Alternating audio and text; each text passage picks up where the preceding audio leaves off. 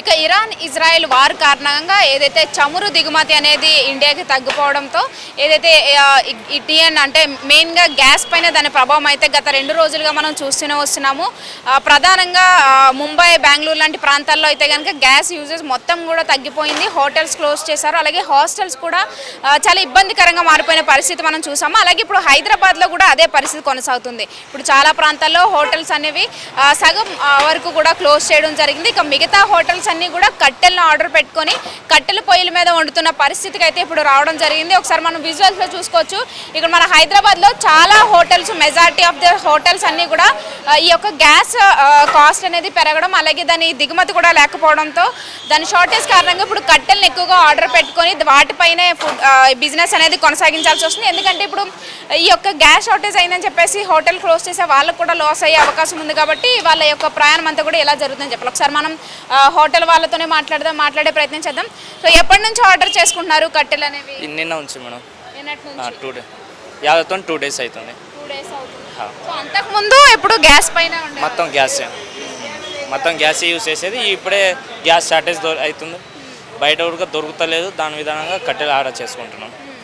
So ఎలా ఉంది అసలు దొరకట్లేదా? బుకింగ్స్ అవ్వట్లేదు? లేవు అస్సలు. అయితే ఒక్క గ్యాస్ 2 డేస్ ఉంచి ఫోన్ చేస్తున్నాం కానీ ఒక గ్యాస్ 10,000 అంటారు. ఒక గ్యాస్ బ్లాక్లో.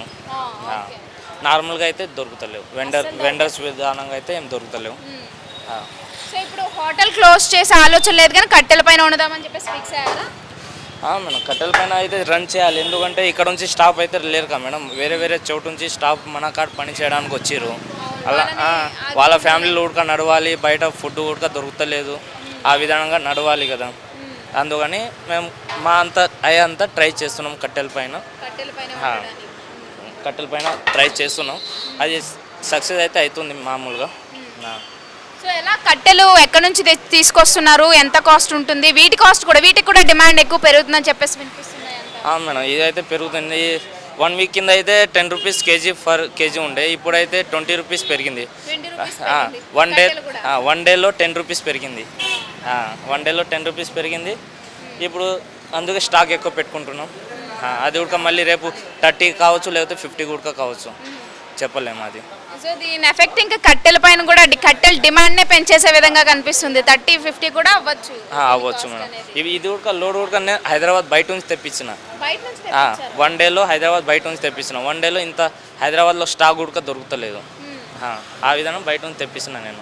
హైదరాబాద్లో కూడా దొరకట్లేదు లేదు. సో ఎట్లా ఎప్పటి వరకు ఇలా నడిపిస్తారు కట్టెల పైన ఈ హోటల్స్ అనేవి? మాకైతే మెసేజ్ వచ్చింది మేడం. 1 మంత్ అని అన్నారు మాకు. 1 మంత్ వరకు హోటల్స్ కట్టెల పైన నడుస్తాయని వచ్చింది మెసేజ్. సో మీ అసోసియేషన్ నుంచి ఇప్పుడప్పుడే గ్యాస్ దొరికే అవకాశం లేదు, అంటే బుక్ అయ్యే అవకాశం లేదని చెప్పేసి? లేదు మేడం. నార్మల్ గ్యాసులన్నా మనకు ఈ 25 డేస్ బుకింగ్. ఇవాళ బుకింగ్ చేస్తే 25 డేస్ తర్వాత అది డెలివరీ అవుతుంది. అది కూడా 1 పర్సన్కి 1.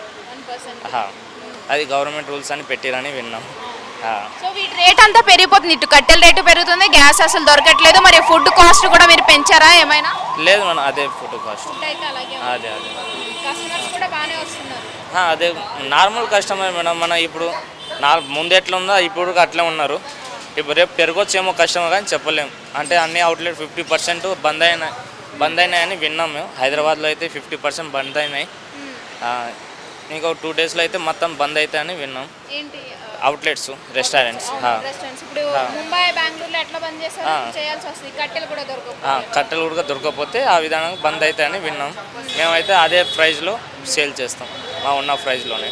సో ఇప్పుడు మనతో పాటు కూడా ఇప్పుడు ఈ కట్టెలు ఎక్కడి నుంచి అయితే తీసుకొచ్చారో వాళ్ళే ఓనర్స్ ఉన్నారు, వాళ్ళతోనే మాట్లాడే ప్రయత్నం చేద్దాం. సో ఈ కట్టెలు అనేవి ఎక్కడి నుంచి తీసుకొచ్చారు? ఎలా ఉంటుంది ఇప్పుడు ఈ బిజినెస్ అనేది? ఇది అంబర్పేట నుంచి వచ్చింది. ఇది ఇంత ముందు అయితే 12-15 రూపీస్ ఉండే. ఇప్పుడు షార్టేజ్ ఉందా అని 20 రూపీస్ దాకా పోతుంది. అది గ్యాస్ షార్టేజ్ ఉంది కదా. కట్టెలు కూడా మాకు కూడా దొరుకుతలేదు. అట్లా మీరు సెలెక్ట్ చేసి కట్టెలు ఎక్కడైతే అమ్ముతారో అవి తీసుకొచ్చి హోటల్స్ తీసుకుంటారా? మాది దుగ్నం ఉంది. హోటల్స్ వాళ్ళు వచ్చి, ఫంక్షన్ వాళ్ళు వచ్చి తీసుకుంటారు. ఇప్పుడు హోటల్ వాళ్ళు వస్తున్నారు. ఎందుకంటే అది గ్యాస్ సప్లై లేదు కదా. లేకుంటే వాళ్ళు గ్యాస్ మీదనే వాడతారు.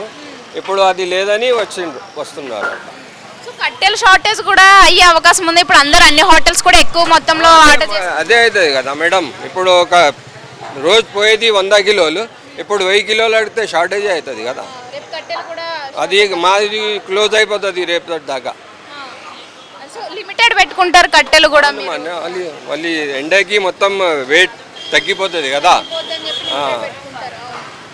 అది లిమిటెడ్ ఉండి అది అమ్మినాక ఖతం అయిపోతుంది, క్లోజ్. మాది కూడా షాప్ క్లోజ్. మీది కూడా ఇక ఇప్పుడు గ్యాస్ ఎలా క్లోజ్ అయ్యాయి, ఇప్పుడు కట్టెలు కూడా క్లోజ్ అయ్యాయి. కట్టెలు దొరకలేదు కదా, మా వాళ్ళు కూడా లేదని చెప్తుంటారు. అట్లా యాక్చువల్లీ ఎక్కడి నుంచి తీసుకొస్తారు ఈ కట్టెలు అనేవి? ఇది భువనగిరి నుంచి అట్లా వస్తుంది.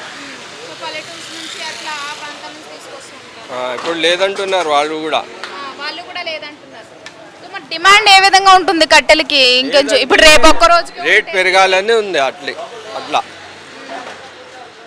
సో ఇప్పుడు ఎవరెవరు ఎక్కువగా ఆర్డర్స్ వస్తున్నాయి హోటల్స్తో పాటు హాస్టల్స్ వాళ్ళు కూడా పెట్టుకుంటున్నారా? ఎక్కువ హోటల్ వాళ్ళే, హోటల్ రెస్టారెంట్స్, లేకుంటే బంద్ అయిపోతుంది గ్యాస్ లేవు. సో ప్రభుత్వం ఎలాంటి యాక్షన్స్ తీసుకోవాల్సి అంటే అవసరం ఉందంటారు మేడం? ఎందుకంటే ఇప్పుడు గ్యాస్ షార్టేజ్ ఉంది, అది వార్ నడుస్తుంది కదా, అది ఆపితేనే ఏమైనా అవుతుంది, లేకుంటే ఇట్లే గవర్నమెంట్ చేయాలా. అది గ్యాసే షార్టేజ్ ఉంది, పెట్రోల్ డీజిల్ అయితే దొరుకుతుంది, గ్యాసే షార్టేజ్ ఉంది. అది ఎట్లా చేయాలా, ఏం చేయాలా, గవర్నమెంట్ చేయాలా. సో అది చూసాం కదా. ఇక ఈ గ్యాస్ షార్టేజ్ అనేది మొత్తం అన్ని రాష్ట్రాలపైన కూడా ఎక్కువగా పడుతుంది. ఇక హైదరాబాద్లోనైతే ఇప్పుడు ఆల్మోస్ట్ అన్ని హోటల్స్ పైన కూడా పడింది. అవన్నీ ఇప్పుడు గ్యాస్ బుకింగ్స్ అవ్వక కట్టెలు అనేవి ఆర్డర్ చేసుకోవాల్సిన పరిస్థితి చూస్తున్నాం. అలాగే దీంతోపాటు ఇటు హాస్టల్స్ పరిస్థితి కూడా అదే విధంగా ఉంది. స్టూడెంట్స్, ఉద్యోగులు ఎక్కువగా నివసించే హాస్టల్స్, ఇటు ఐటీ కారిడార్స్లో కావచ్చు, మిగతా ప్రాంతాల్లో ఉన్న స్టూడెంట్స్ నివసిస్తున్న హాస్టల్స్ అన్నీ కూడా ఆల్మోస్ట్ చాలా ఇబ్బందికరంగా నడుస్తున్నాయి. ఇప్పటికే వాళ్ళు తింటున్న ఫుడ్ ఏదైతే ఆయిల్ యూసేజ్ ఎక్కువగా ఉంటుందో, ఎక్కువ గ్యాస్ యూసేజ్ ఎక్కువ ఉంటుందో ఆ ఫుడ్ను కూడా బంద్ చేయడం జరిగింది. తర్వాత ఫ్యూచర్లో అసలు ఒకవేళ ఈ కట్టెలు కూడా డిమాండ్ ఎక్కువయ్యి ఇవి కూడా షార్టేజ్ వస్తే కనుక ఈ హోటల్స్ కూడా బంద్ చేయాల్సిన అవసరం ఉంటుంది అని చెప్పేసి కూడా ఇటు యాజమాన్యం చెప్తున్న పరిస్థితి మనం చూస్తున్నాం. కెమెరా పర్సన్ విజయ్తో రామలక్ష్మి, ఎర్రగడ్డ నుంచి.